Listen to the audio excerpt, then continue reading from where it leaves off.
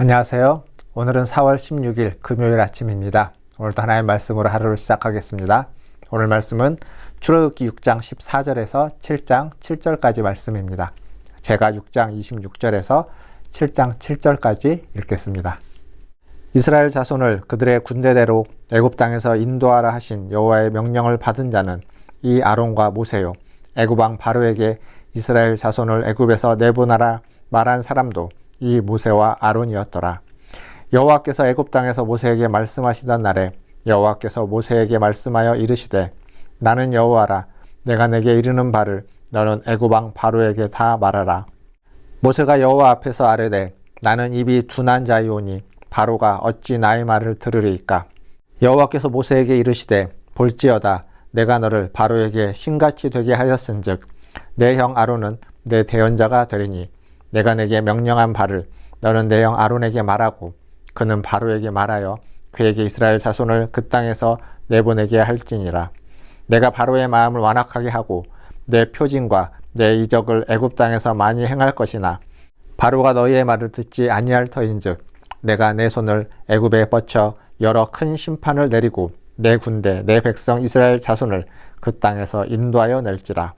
내가 내 손을 애굽 위에 펴서 이스라엘 자손을 그 땅에서 인도하여 낼 때에야 애굽 사람이 나를 여호와인 줄 알리라 하시매 모세와 아론이 여호와께서 자기들에게 명령하신 대로 행하였더라. 그들이 바로에게 말할 때 모세는 80세였고 아론은 83세였더라. 아멘. 오늘 말씀은 제가 읽지는 않았지만 앞부분이 족보에 대한 이야기입니다. 아론의 족보라고 이야기할 수 있습니다. 제사장 족보. 아론이 레위의 후손임을 밝히면서 또 모세와 아론이 하나님께 말씀을 함께 들었고 또 바로에게 함께 가서 이스라엘 백성을 불러내는 그러한 동역을 하고 있다는 것을 말해주고 있습니다.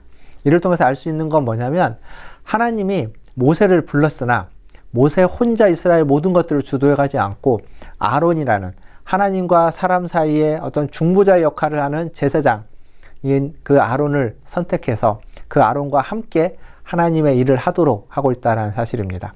그래서 읽었던 26절과 27절에 하나님의 말씀대로 인도하라고 명령을 받은 자도 이 아론과 모세요. 또 바로에게 이스라엘 자손을 애굽에서 내보내라 말한 사람도 이 모세와 아론이다 라고 반복해서 모세와 아론을 함께 이야기하고 있습니다. 그리고 그 뒤에 이어지는 내용 7장으로 가보면 모세가 잘 못하겠다고 하는 모세에게 아론을 두면서 아론이 너의 대언자가 될 것이다. 너의 뜻을 하나님이 너에게 말씀하신 그 뜻을 아론이 다시 대언해서 바로에게 이야기할 것이다 라고 하면서 둘의 그 일이 협력관계, 동역관계에 있음을 잘 말해주고 있습니다. 우리도 이 땅에서 무슨 일을 하든 함께 할 사람이 필요합니다. 특별히 하나님의 일은 나 혼자 할 수 있지 않습니다. 때로는 마음이 맞지 않고 때로는 갈등이 있고 뭔가 맞지 않는 것들이 있어도 그들과 함께하고 그들과 동역하기 위해서 애써야 될 필요가 있습니다. 그것이 하나님이 일하는 방식이었고 이 땅에서 우리가 하나님의 일을 해나가는 방식이라는 사실입니다. 그것을 꼭 기억하시기를 바라겠습니다. 그리고 오늘 본문은 사실 앞에 본문에서 반복되는 이야기가 많죠. 하나님이 모세를 보내는데 모세가 나는 입이 둔한 자입니다. 바로가 내 말을 듣겠습니까? 이렇게 또 하나님 앞에 이야기하는 겁니다. 그때 하나님이 아론을 분명하게 세우는 거죠. 아론이 내가 너에게 한 말을 네가 아론에게 알려주면 그 아론이 너를 대신해서 이야기할 것이다. 그리고 너는 바로에게 신과 같은 존재가 될 것이다. 이 얘기는 무슨 얘기냐면 바로가 그 애굽 땅에서 신이었습니다. 바로 위에 없는 겁니다. 아무도. 그러니까 바로는 누군가의 말을 듣지 않습니다. 자기의 말을 누군가가 들어야 되지. 그런데 모세의 말을 바로가 들어야 된다는 의미입니다. 모세가 바로에게 신과 같은 존재가 된다는 것은 너의 말을 바로가 듣게 될 것이다 라는 이런 의미인 거죠. 사랑하는 성도 여러분, 세상의 사람들은 자신만의 신이 있습니다.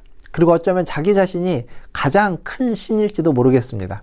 누군가의 말을 들으려고 하지 않죠. 그 말이 옳다고 생각해도 잘 듣지 않습니다. 그러나 우리는 마음을 열고 귀를 열어서 그래서 하나님의 음성에 귀를 기울이고 마음을 쏟아야 됩니다. 하나님의 음성을 듣는 것은 사실 굉장히 어려운 일입니다. 오늘도 그 어려운 일에 부름받아 순종해 가시는, 말씀을 듣고 말씀에 순종해 가는 우리 모든 성도님 되기를 주님의 이름으로 축원드립니다. 오늘 이어지는 말씀을 보면 그것이 어려운 것을 알 수 있는 건 바로가 듣지 않습니다. 여기 보면은 하나님이 뭐라고 말하냐면 바로의 마음을 완악하게 하여 내 표징과 내 이적을 애굽 땅에서 많이 행할 것이다. 그러나 바로가 내 말을 듣지 아니할 것이다. 분명히 표징을 행했습니다. 이적을 행했습니다. 기적을 행했습니다. 그러나 듣지 아니할 것이다. 그게 사람입니다. 능력이 나타나고 뭔가 역사가 있고 기적이 일어나면 다 들을 것 같처럼 이야기하지만 실제로 듣지 않습니다. 왜냐하면 자기 자신이 가장 큰 신이기 때문에 그렇습니다. 사랑하는 성도 여러분, 그러나 우리에게 나 자신이 아닌 더 큰 신이 있다는 것, 우리 여호와 하나님이 있다는 것, 그 하나님이 우리와 언약을 맺으신 여호와시라는 것을 꼭 기억하시기를 바라겠습니다. 그리고 오늘 본문 마지막에 가보면 5절 말씀에 이스라엘 자손을 그 땅에서 인도하여 낼 때 그때 비로소 애굽 사람들이 하나님을 여호와인 줄 알 것이다 라고 말해주고 있습니다. 좀 일찍 알았다면 그들의 장자들이 죽는 일이나 여러 가지 피해들이 없었을 텐데 어리석게도 사람은 일찍 그것을 깨닫지 못하는 거죠. 빨리 깨달을수록 더 지혜롭고 더 현명한 자가 되는 것입니다. 이렇게 지금 바로 앞에 서고 있는 모세의 나이가 80세요. 아론의 나이가 83세다 라고 오늘 본문 마지막을 맺고 있습니다. 이게 무슨 의미일까요? 우리에게 있어서 80세와 83세는 나이가 많은 어른, 할아버지들의 모습입니다. 그러나 이 족보에서 보면 100세, 130세까지 살았던 사람들이 있습니다. 그들에게 보면 80세는 아직 살아야 할 시간이 40년, 50년 남은 삶이라고 이야기할 수 있습니다.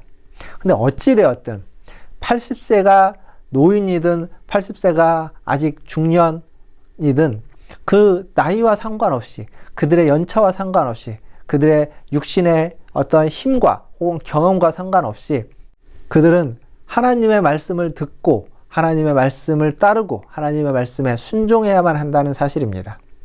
80세이든 83세이든 40세이든 100세이든 관계없습니다.